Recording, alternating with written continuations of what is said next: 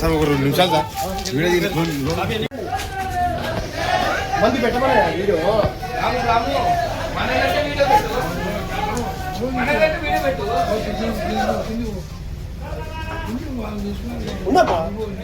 బాబు తీస్తాలే నువ్వు ఆడబెట్టింటే తీస్తావు తీ మళ్ళీ నువ్వు ఆడబెట్టినా ఎవరు తీసుకున్నారు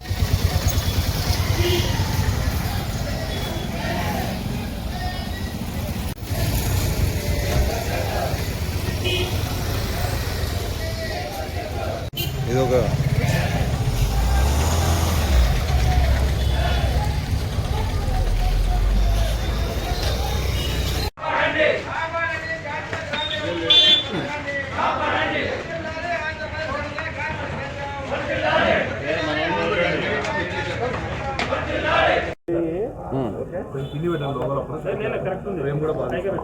ఆల్ రైట్ చేస్తున్నా స్టార్ట్ చేస్తున్నా సరే. నా పేరు డి సోమన్న, నేను డిఎస్పీ ఏసీబీ కర్నూలు.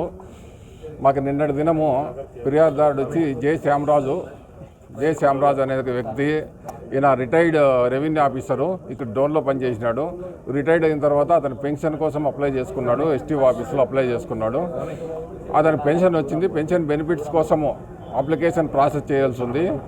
ఇక్కడ సీనియర్ అకౌంటెంట్ అప్లికేషన్ ప్రాసెస్ చేయడానికి 30,000 రూపాయలు లంచం డిమాండ్ చేసినాడు. 30,000 రూపాయలు లంచం డిమాండ్ చేస్తే అతనికి మా ఫిర్యాదుదానికి లంచం ఇవ్వడం ఇష్టం లేనందున మాకు వచ్చి కంప్లైంట్ చేసినాడు.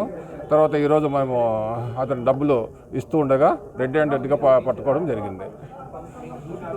ఇదే వదిలేసినట్టు ఈడ బయటకు వచ్చి తీసుకున్నాడు. లోపల తీసుకోలేదు ఆఫీసులో. అయినా కంప్లైంట్ వస్తేనే బయటకు వచ్చి తీసుకున్నాడు.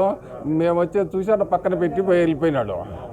అదే మన ఆ చెట్టు దగ్గరే మేరే తీసుకున్నాము. సో అతను చెప్పిన తర్వాత స్వాధీనం చేసుకున్నాము. పక్కన ఏదో పేపర్ల కింద పెట్టేసి లోపలికి పోయినాడు.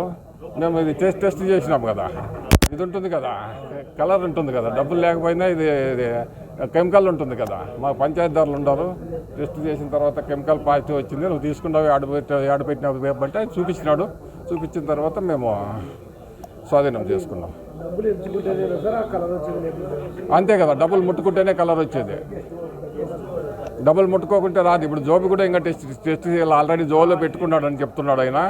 జోబి టెస్ట్ చేస్తాము, జోబి కూడా కలర్ వస్తుంది పెట్టుకుంటే. ఇది నిన్నే వచ్చింది.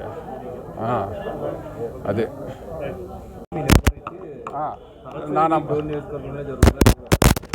తరచూ జరుగుతున్నాయంటే మాకు నంబర్ కంప్లైంట్ వస్తే డోన్లోనే కాదు, మాకు 2 జిల్లాలు ఉంటాయి, నంద్యాల ఉంటుంది, కర్నూలు ఉంటుంది. కంప్లైంట్ వస్తే ఎవరిని వదిలిపెట్టము.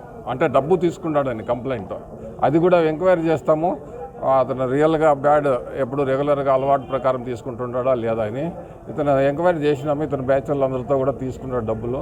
ఎంక్వైరీ చేసినాము, బ్యాడ్ అని తెలిసిన తర్వాతే మేము దాడి చేసినాము. అది గతంలో తీసుకున్నాడు, ఆయనే చెప్తున్నాడు. పట్టుపడలేదు.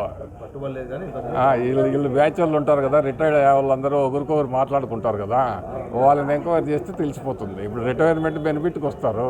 వీడు రిటైర్మెంట్ బెనిఫిట్కి వచ్చిన వాళ్ళు ఎవరన్నా పాత వాళ్ళని ఎంక్వైరీ చేస్తే ఇతను ఫ్రీగా చేస్తాడా, డబ్బులు తీసుకున్నాడు అంటే తెలిసిపోతుంది కదా. అట్లా ఇప్పుడు సపోజ్ ఏదైనా ఏ గవర్నమెంట్ ఆఫీస్ అయినా ఆ కస్టమర్లు అంటే మన పబ్లిక్ని ఎంక్వైరీ చేస్తే తెలిసిపోతుంది. అట్లా అది ఇది నంబర్ నాకు గుర్తు లేదు. 944 044 6178